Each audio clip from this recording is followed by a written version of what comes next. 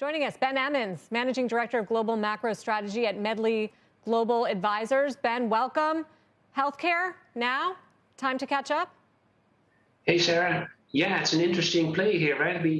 We're trading the market, or the market is trading that with the pandemic in the rearview mirror. And fair enough that perhaps the pandemic is fading at some point, but healthcare is a key aspect of getting it to an endpoint. And so if you look at healthcare this year, the top of that list is, of course, all the vaccine makers like Moderna, but there's a whole number of companies below down the list that are like low multiple, high free cash flow yielding companies that are now really returning to profitability.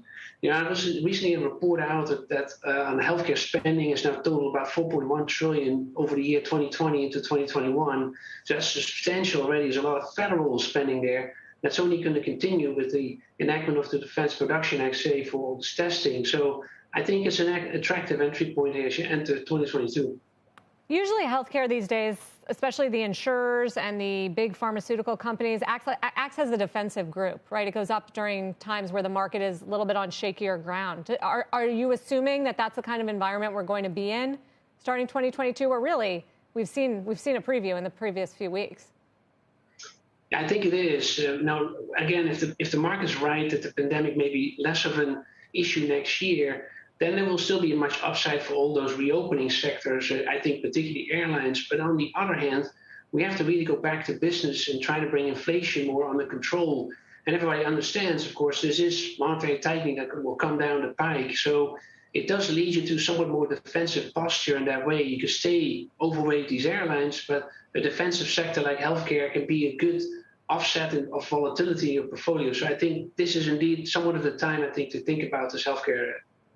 It raises the question as to, Ben, whether there's more opportunity in the reopening plays like airlines or casinos or cruises. That's generally what comes to the top of mind. If we are going to put Omicron or COVID in general in the rearview mirror, I just noticed that WTI crude closed at the highest level since Thanksgiving before Omicron started being a threat. Yeah, and I think, WTI in that case is that it's still a function of demand for energy stays really substantial. So that sector probably will perform still quite well, but the economy itself would have to adapt to tightening overall, fiscal drag and monetary tightening.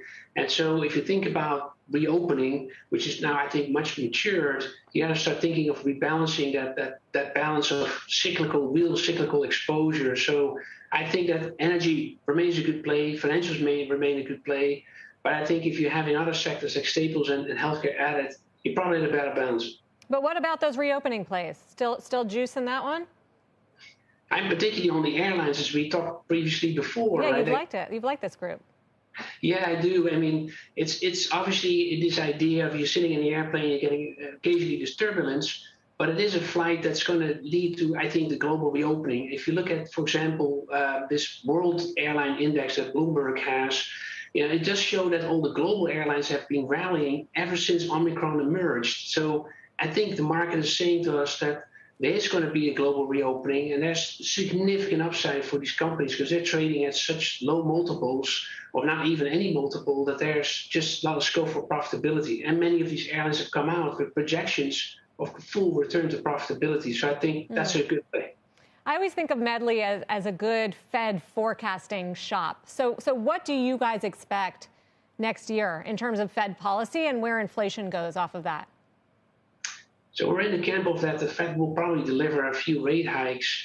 It looks clear that there is language now coming out of several Fed members that they have to get moving on policy to start really addressing inflation. And I think that's well absorbed in the market. Long-term interest rates have not really moved on that news. Now, the next stage here is that as the tapering ends and perhaps liftoff follows a meeting or 2 or 3 meetings later, there's also the balance sheet, and that's still in play, right? We knew from the previous time the balance sheet took a few years later before that came into play, but we saw from Waller the other day in a speech that he's making a really strong case to start earlier on it. So I think that the Fed balance sheet is a big topic next year. It's not clear yet how they're going to address it, but I think it's something that will come into more the cyclical horizon.